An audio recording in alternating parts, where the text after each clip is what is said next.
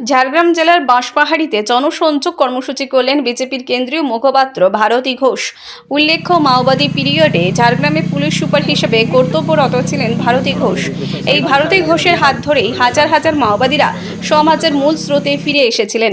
বেলপাহাড়ি, শিলদা ও বাঁশপাহাড়ীর মতো এলাকায় রাস্তাঘাটে বেরোতেও ভয় পেতেন মানুষজন। চারিদিকে আতঙ্ক, শুধু একটাই ছিল, মাওবাদীদের তাণ্ডব। কিন্তু এখন এই সমস্ত এলাকায় সাধারণ মানুষ নির্বিঘ্নে বসবাস করছেন। মাও অধ্যুষিত এই সমস্ত এলাকায় বিপুল পরিমাণে ল্যান্ডমাইন নিষ্ক্রিয় করেছিলেন প্রাক্তন এই পুলিশ সুপার। নিজেদের এলাকায় বহু বছর ধরে ভারতী ঘোষের আসার অপেক্ষায় ছিলেন গ্রামবাসীরা। বারে বারে তারা নিজেদের মধ্যে ফিরে পেতে চেয়েছেন ভারতী ঘোষকে। অবশেষে বুধবার বিকেলে সেই বাঁশপাহাড়ীতে জনসংযোগ কর্মসূচিতে যোগ দিলেন ভারতী ঘোষ। এদিন স্থানীয় একটি হলে আয়োজন ছিল একটি জনসংযোগ কর্মসূচি। আর এই কর্মসূচি থেকে 7টি ক্লাবকে ফুটবল উপহার দিলেন ভারতী ঘোষ। পাশাপাশি উপস্থিত সকল মা, বোন এবং ভাইদের চকলেট খাইয়ে মিষ্টি মুখ করান তিনি। এদিন প্রথমে শহীদদের উদ্দেশ্যে শ্রদ্ধা জ্ঞাপন করেন ভারতী ঘোষ। নিজেদের সেই প্রাক্তন পুলিশ সুপারকে কাছে পেয়ে আলিঙ্গন করেন উপস্থিত মা বোনেরা। আমরা ভালো নেই, এমনটাই জানায় উপস্থিত মা বোনেরা। ভারতী ঘোষ বলেন, বারে বারে এই সকল এলাকায় তিনি আসবেন এবং সাধারণ মানুষদের অভাব অভিযোগের কথা শুনে তা তুলে ধরবেন সরাসরি প্রধানমন্ত্রী নরেন্দ্র মোদীর কাছে। ভালোবাসার টানে তিনি ফিরে এসেছেন এই বাঁশপাহাড়ীতে।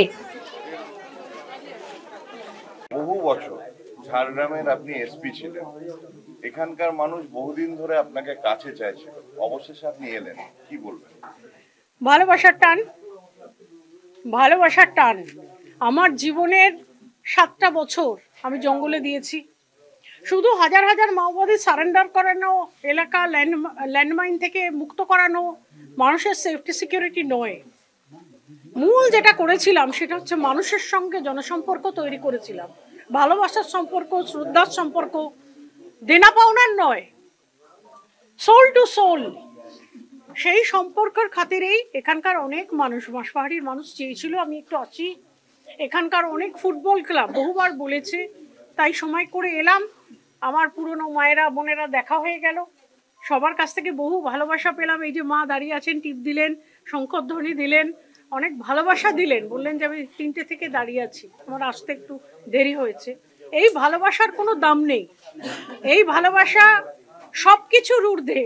সম্পর্ক, মানুষের সঙ্গে মানুষের যখন সম্পর্ক হয়, সেই সম্পর্কটা সব কিছুর ঊর্ধ্বে, দলের ঊর্ধ্বে, রাজনীতির ঊর্ধ্বে, সব কিছু স্বার্থের ঊর্ধ্বে হচ্ছে সম্পর্ক। তাই এই সম্পর্কগুলো গ্রামের সাধারণ মানুষ, তাদের মনে অনেক আশা যে আমরা আসব, তাদের সাথে কথা বলবো, তারা মন খুলে আমাদের সাথে দুটো কথা বলতে পারবে। আজকে বাঁশপাহাড়ীতে এলাম, এরপর অন্য অন্য জায়গাতেও আমি যাব। আর এখানে অনেকে আমার পরিচিত রয়েছেন, পুরনো সম্পর্ক রয়েছে। আমি বারবার আসব এবং আমি চাইবো যে ভালোবাসা দিয়ে, শ্রদ্ধা দিয়ে, মানুষের মনে অনেক ব্যথা, অনেক জিনিসে তারা বঞ্চিত, আর যতটা পারি, যতটা সম্ভব সঙ্গে থাকবো। সেক্ষেত্রে দেখা গেল মহিলারা বলছেন যে তারা ভালো নেই, এর এক্সপ্লেনেশনটা কি হবে? দেখুন, ভালো নেই, আমি তো বললাম যে আমার জীবনের একটা ক্রিম টাইম, যে টাইমে মানুষ অনেক আনন্দ করে, ফুর্তি করে, সিনেমা দেখে, হ্যাঁ, অল্প কাজ করে, সেই সময়, সেই 7 বছর আমাকে দিতে হয়েছে এই জঙ্গলমহলকে। তারপরেই এটা, এই যাদের দেখতে পাচ্ছেন, এনারা সবাই বেরিয়ে এসে আমাকে সাহায্য করেছিলেন। সবার সঙ্গে একটা সম্পর্কের মাধ্যমে এই জঙ্গলমহল শুধু মাওমুক্ত করা হয়েছে তা নয়, এই জঙ্গলমহলকে একটা নতুন পরিচয় দেওয়া হয়েছিল। আজকে আমরা আশা করেছিলাম যে এত স্যাক্রিফাইসের পরে, এত হার্ড ওয়ার্কের পরে, এত কিছুর পরে মানুষ ভালো থাকবে, ফুটবল ক্লাবগুলো ভালোভাবে খেলবে, তারা মোহনবাগান, মোহামেডান স্পোর্টিং, ইস্ট বেঙ্গল ক্লাবে রিপ্রেজেন্টেশন পাবে, তারা বাইরে গিয়ে খেলবে। আমাদের এখানে বাইরে আমরা প্লেয়ার আনছি কেন?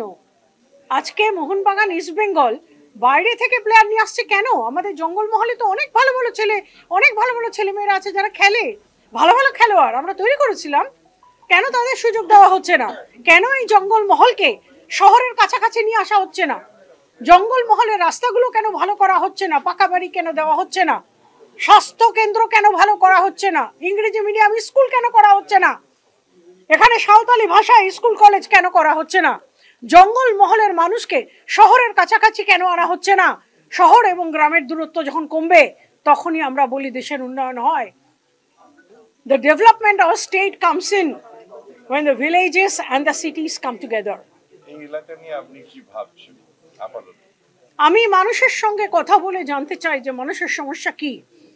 যা যা সমস্যা আমি পাবো আমি নরেন্দ্র মোদীজিকে জানাবো এবং দিল্লিকে জানাবো, এবং আমাদের তরফ থেকে আমরা যতটা পারবো আমরা বারবার আসবো, মানুষের পাশে থাকবো। কেন মানুষ বলার জন্য উদ্গ্রীব, বলার জন্য সবাই বলতে চায়, কিন্তু শোনার জন্য তো লোক চাই, শোনার জন্য তো লোক চাই। ভোটের আগে দৌড়ে এলাম বাটিটা নিয়ে, বললাম যে ভোট দিন, তাতে কিন্তু হবে না। এদেশ সেদেশ নয়, এদেশ রবীন্দ্রনাথকে তৈরি করেছে, এদেশ বঙ্কিমচন্দ্রকে তৈরি করেছে, বিনয় বাদল দীনেশ, সোশ্যাল রিফর্মার রাজা রামমোহন রায়, পরম পুরুষ রামকৃষ্ণ দেব, মা শারদা এ দেশের তৈরি। তাহলে এদেশ কি চায়? এদেশ চায় যে ধৈর্য ধরে কথাটা শুনুন যখন এরা বলছে, এবং সমস্যার সমাধান করুন। এটা এই দেশ চায়, এই মানুষ চায়। তার জন্য আমি বারবার আসবো, বারবার আসবো। আপনি যখন এখানে এলেন দেখলাম একটা পুলিশের একটা ভ্যান আপনার পাশ দিয়ে যাচ্ছে, মানে নজরদারি কেউ কি চালাচ্ছে শুধু এখান না গোটা রাজ্য জুড়ে আপনার? আমি পুলিশ অফিসার নেমে এসে আমায় জিজ্ঞেস করেছিল, প্রশাসন আমার সুরক্ষার জন্য এসেছে, তাদের অনেক ধন্যবাদ, কিন্তু এই জঙ্গলমহলে যখন প্রচন্ড বিপদ ছিল, যখন প্রশাসনের কাউকে দেখা যেত না এবং কাউকে দেখা যেত না, যারা আজকে তো বড় বড় বড় বড় কথা বলে বেড়াচ্ছে, কাউকে দেখা যেত না, তখন এই ভারতী ঘোষ একা সামলেছে। তাই আজকে যিনি প্রশাসনের আধিকারিক এসেছিলেন, আমি বললাম যে আমাকে সুরক্ষা দিতে হবে না, আপনার যদি সুরক্ষার প্রয়োজন হয় আমাকে খবর দেবেন। অন্যদিকে কেন্দ্রীয় মুখপাত্র হিসাবে রাজ্য জুড়ে বিভিন্ন জায়গায় যে আপনি মুভমেন্ট করছেন, কোনো বাধা বা কিছু? দেখুন, আমি বাধাকে বাধা মনে করি না, কোনোদিন করিনি। জন্ম এবং মৃত্যু দুটো ইনসিডেন্ট একবারই হয়, ইট হ্যাপেন অনলি ওয়ান্স। মাঝে কোনো ভয় নেই, কোনো বাধা বাধা নয়, কোনো কিচ্ছু না। আমি যদি মনে করি আমি বেরোবো, আমি বেরোবো। আমি যদি মনে করি আমি ঘরে বসে থাকবো, আমি ঘরে বসে থাকবো। It is absolutely my decision and I am an independent person of the 21st century। শেষ কথা, এখান থেকে যাওয়ার আগে এখানকার মা বোনদের উদ্দেশ্যে কি বার্তা দিয়ে যাবেন? ভালোবাসি, ভালোবাসবো, আমরাও মাকে ভালোবাসবো, আবার আসবো। আবার আসবো থ্যাংক ইউ। তোমার সঙ্গে।